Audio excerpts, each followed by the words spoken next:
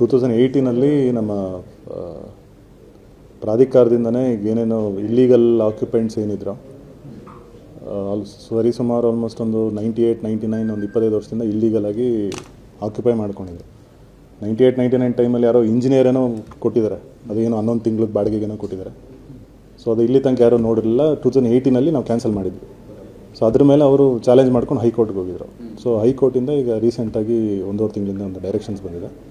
ನೀವು ಅದನ್ನು public premises encroachment removal act ಅಡಿಯಲ್ಲಿ ನೀವು ಅದನ್ನು ಕ್ರಮ ತಗೊಳ್ಳಿ ಅಂತ ಬಂದಿದೆ. ಸೊ ಅದರ ಬೇಸಿಸ್ ಮೇಲೆ ನಾನು ಇಂಟರ್ನಲ್ ಒಂದು ಆರ್ಡರ್ ಮಾಡಿದ್ದೀನಿ. ನಮ್ಮ ಕಾಂಪಿಟೆಂಟ್ ಅಥಾರಿಟಿ ಬಂದು ಪಬ್ಲಿಕ್ ಪ್ರಿಮೈಸಸ್ ಆ್ಯಕ್ಟಲ್ಲಿ ಸೆಕ್ರೆಟರಿ ಅವರು ಇರ್ತಾರೆ. ಸೊ ಅವ್ರು ಇಮಿಡಿಯೇಟಾಗಿ ಅವ್ರಿಗೆಲ್ಲ ನೋಟಿಸ್ ಡಿಸ್ಪ್ಯಾಚ್ ಮಾಡಿದ್ದಾರೆ. ಮೋಸ್ಟ್ಲಿ ತಲುಪೋದು ಅನಿಸುತ್ತೆ. ಅದ್ರ ಪ್ರಕಾರ ನಾವು ಅವ್ರನ್ನ ವೆಕೇಟ್ ಮಾಡಿಸಿ ನಮ್ಮ ಪೊಸಿಷನ್ಗೆ ನಾವು ತಗೋತೀವಿ. ಹೌದು, ಸಂಪೂರ್ಣವಾಗಿ MD ಆಸ್ತಿ. ಸರಿ, ಸುಮಾರು ಈಗ ಹೈಕೋರ್ಟ್ಗೆ ಹೋಗಿರೋರು 17 ಜನ ಇದ್ದಾರೆ. ಅದು ಬಿಟ್ಟು ಕೂಡ ಈಗ ರಿಮೈನಿಂಗ್ ಯಾವುದಾದ್ರು ಫೈಲ್ಸ್ ಇದೆ ತೆಗಿಸ್ತಾ ಇದ್ದೀವಿ. ಆಲ್ಮೋಸ್ಟ್ ಒಂದು 26-27 ಬರ್ಬೋದು ಅನಿಸುತ್ತೆ. ಹಾಂ, ಆಗುತ್ತೆ. ಪ್ರಾಸೆಸ್ ಸ್ಟಾರ್ಟ್ ಮಾಡಿದ್ವಿ.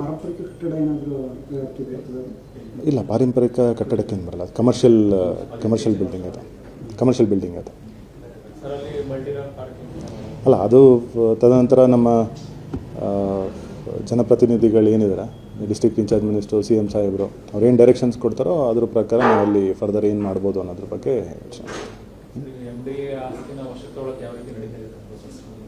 ಅಲ್ಲ ಕಂಟಿನ್ಯೂಸ್ ಆಗಿ ಮಾಡ್ತಾ ಇದ್ದೀವಿ. ಇನ್ನೂ ಈ ಕಂಟಿನ್ಯೂಸ್ ಆಗಿ ಮಾಡಿದ್ರೆ ಇನ್ನೂ 1 ವರ್ಷ ಬೇಕು.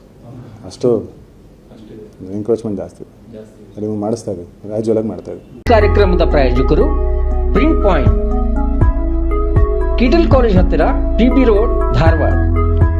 ನಮ್ಮಲ್ಲಿ ಎಲ್ಲ ತರಹದ banner print, colour print, offset print ಸೇವೆ ಇದೆ. ಬ್ಯಾನರ್ ಆಗಲಿ, ಕಲರ್ ಪ್ರಿಂಟ್ ಆಗಲಿ, ಸ್ಪಷ್ಟತೆಗೆ ಕನ್ನಡಿ.